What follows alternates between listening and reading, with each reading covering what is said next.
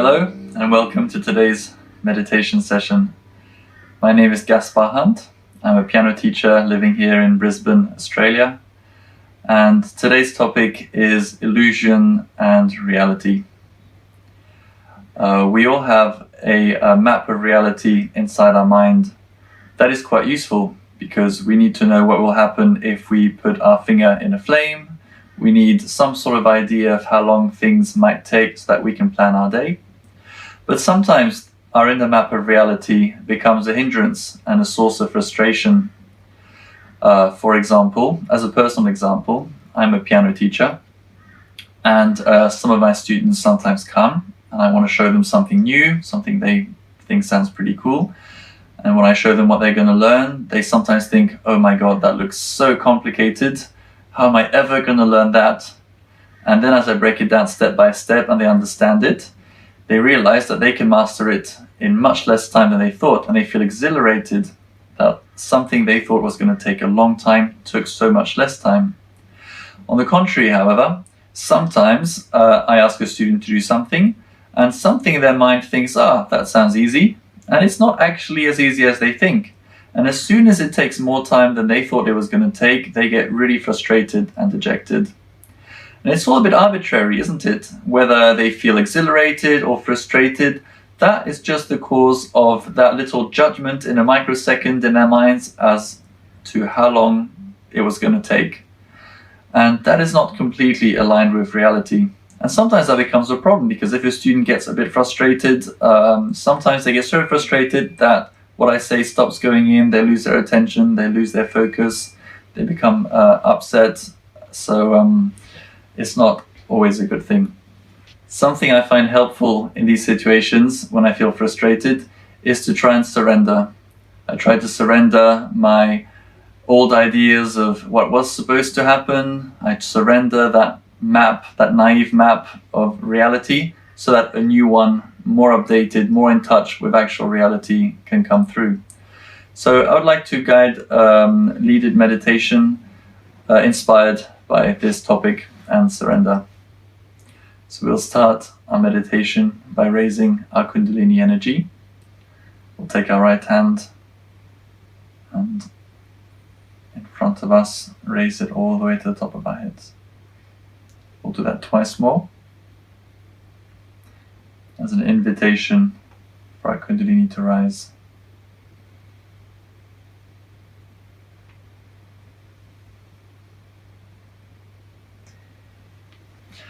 As I am a piano teacher, I thought it would be nice to provide some live music, and you can just let it envelop you.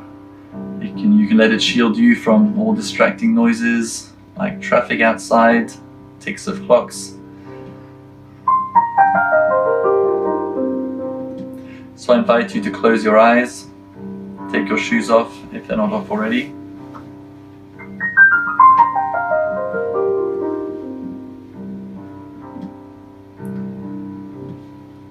Take some deep breaths.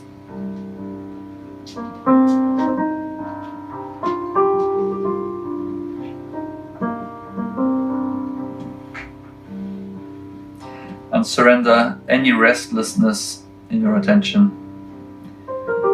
Anything that causes your attention to just buzz around like an insect. Surrender all that restlessness.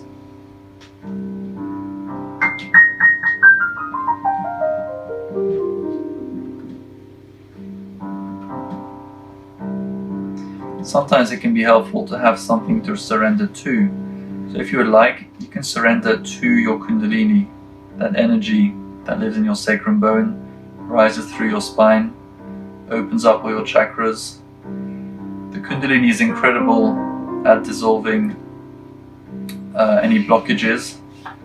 So if you surrender any problems, it'll dissolve those as well.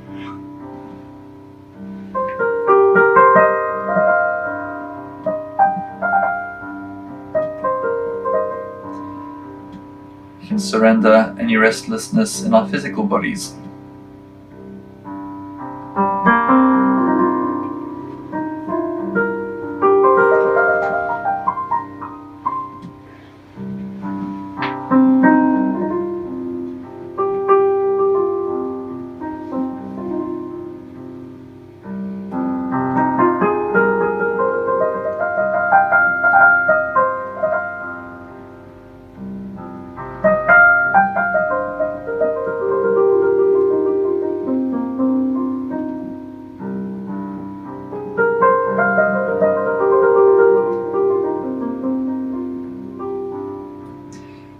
can surrender any emotion that might still be lingering with us from what's happened so far today. All these emotions that are like waves of an ocean, we can allow them to just rest for the duration of this meditation.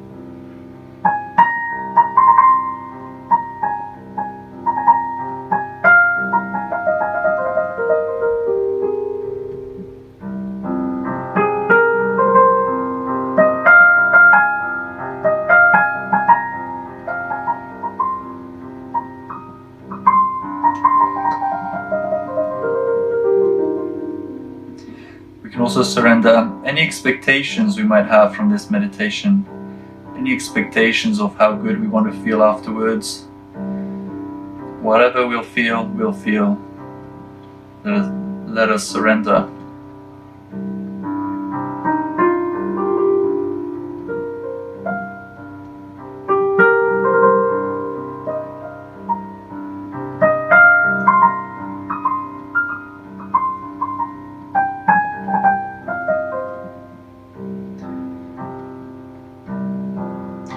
And let us surrender all our thoughts.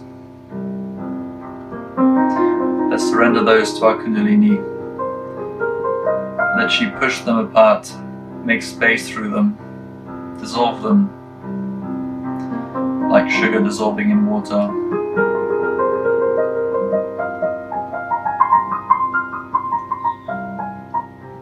Instead of fighting them, we can just surrender them.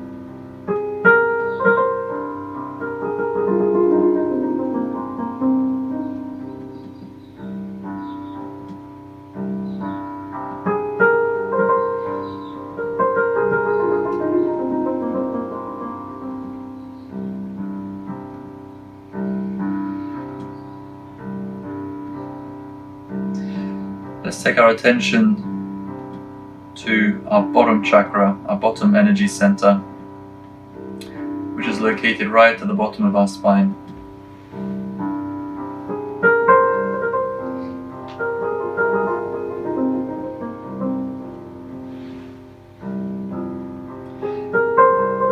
And we'll surrender anything that makes us unsettled, unstable, that gets in the way of a feeling of gravity, magnetism, a feeling of being completely rooted, a feeling of being at the center of a wheel instead of being on the edge, being whirled around.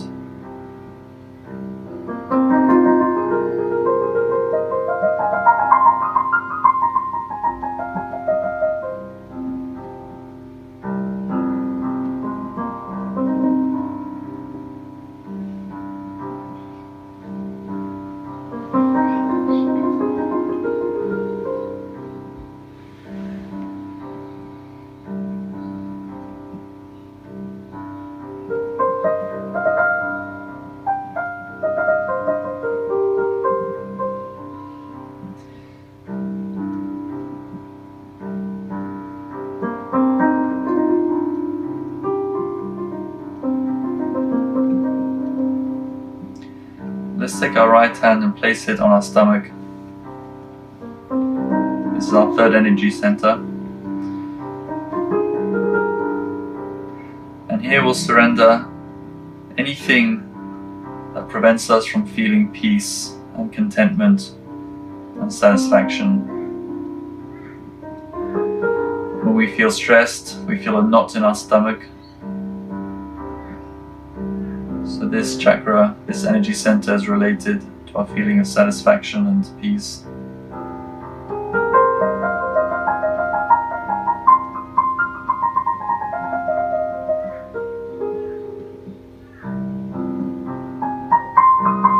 We feel satisfied when we've been nourished. This is where the nourishment ends up.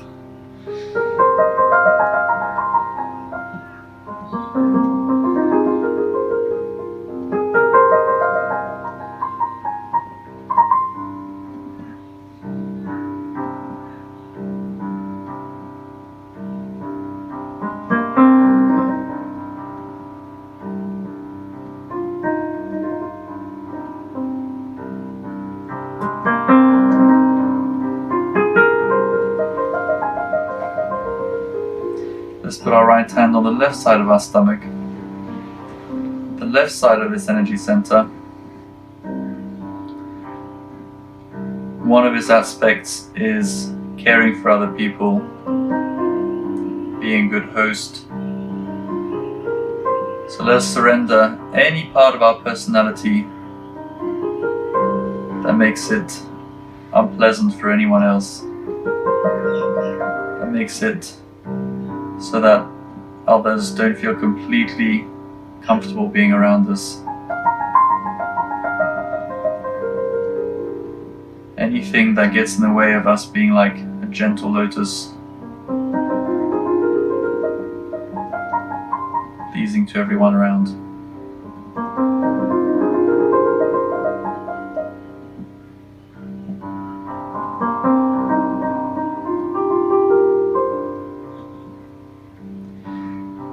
Let's put our hand back into the center of our stomach, and around this energy center is the area of our self-discipline, our self-mastery. So let us surrender anything that gets in the way of our self-discipline, our willpower.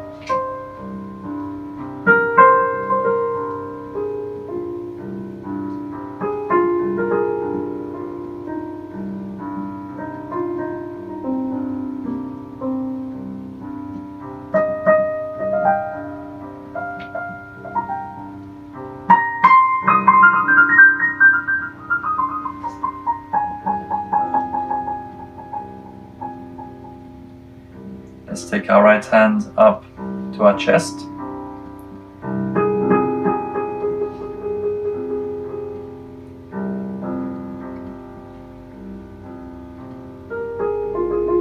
And here we'll surrender any insecurities, any fears,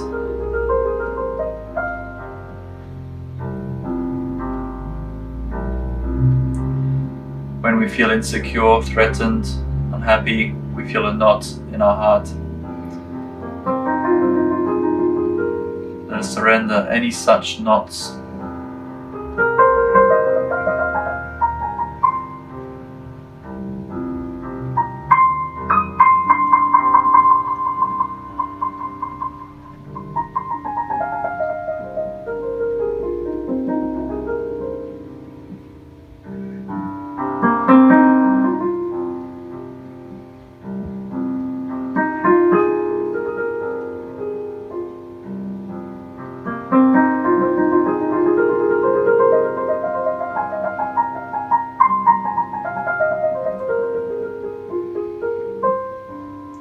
Let's take our hand to the left side of our chest, on our heart.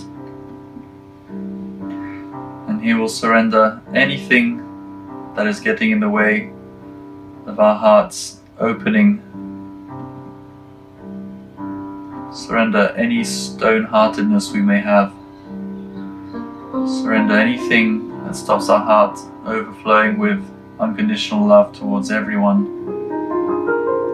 and everything. Surrender anything that stops feeling joy and bliss in our hearts, feeling complete satisfaction.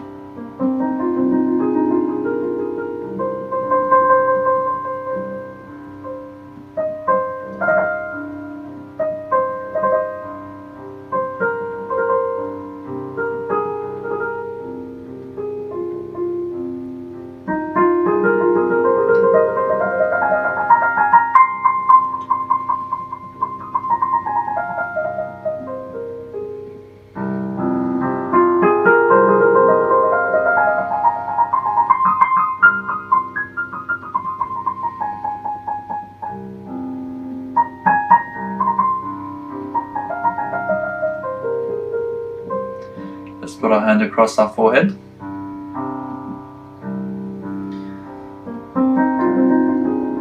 And once again surrender all our thoughts. Surrender all our ego, any arrogance we may have, any false feelings of superiority. And on the other side, let's surrender any conditionings we may have, any ideas we may have inherited from our upbringing, from our country, from this era we're living in, from our culture, our parents, our families, from what we've read, what our friends believe. Let's surrender all of that. So we have no clouds between us and reality.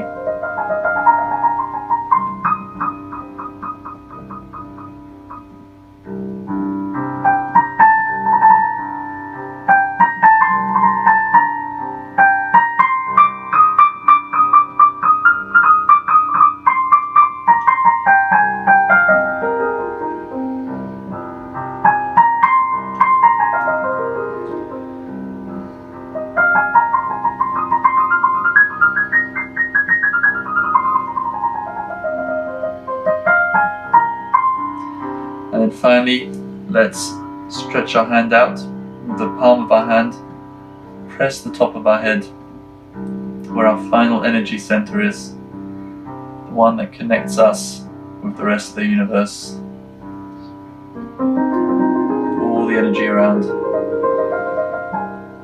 And the primary quality of this center is precisely surrender. So now let us surrender completely. Not any particular thing, any particular quality, but a complete surrender, unconditional surrender. It's an unusual concept in our culture, but for example, when Muslims bow down, that is a physical embodiment of the act of surrender. They surrender themselves completely.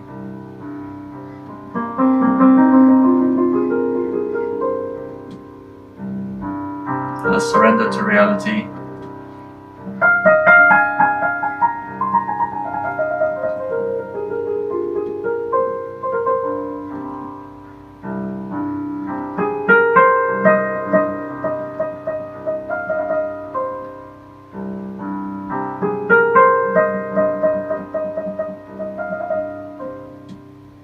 Let's put our hand back on our lap, palm facing upwards.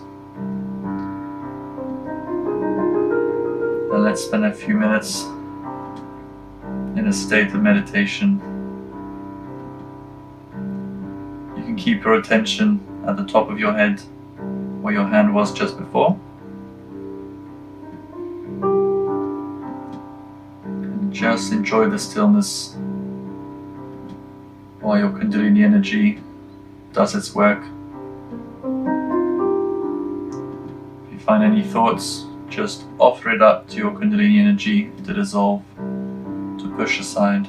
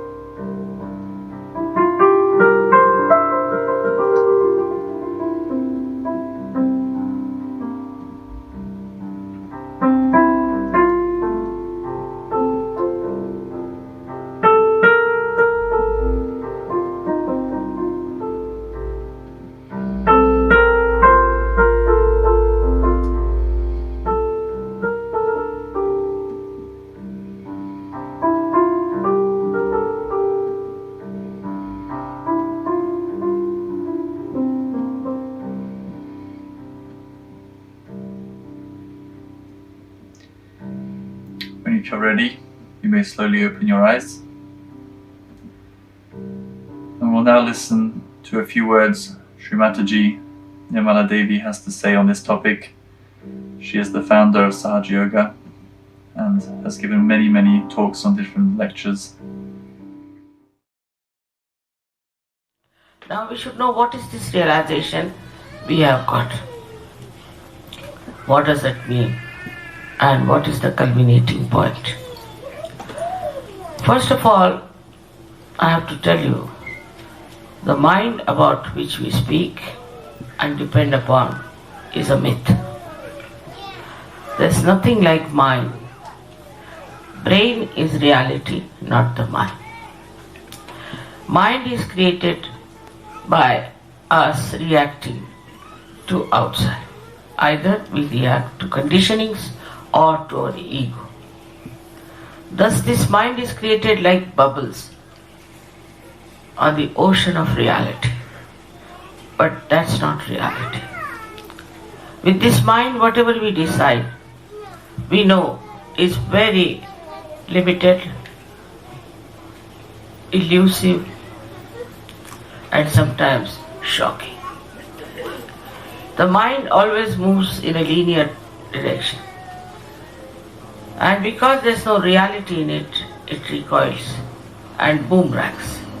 Thus, all the enterprises, all the projections so far we have done, it seems come back to us.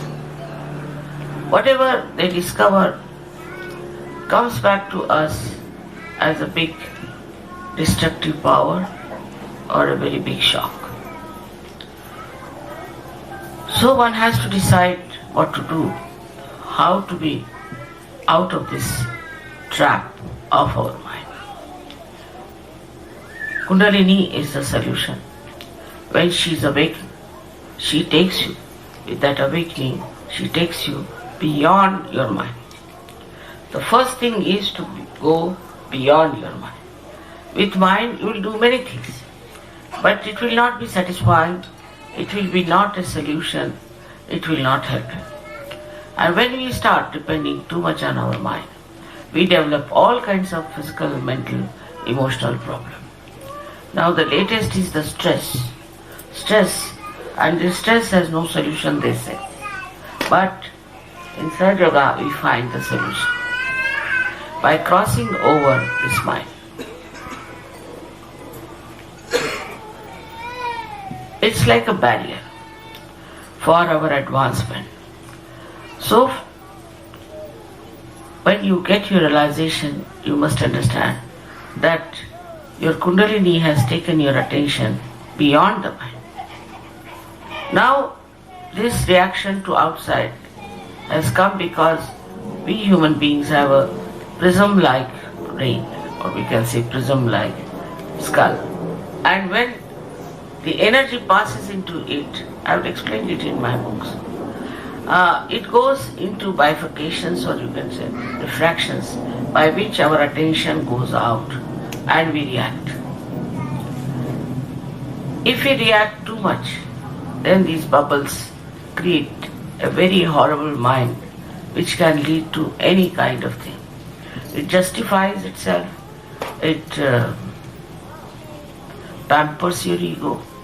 The ego and the conditioning that creates this mind start using and this mind for the purpose of their fulfillment of their all the accumulation of ideas and thoughts which has no backing, which has no reality with it.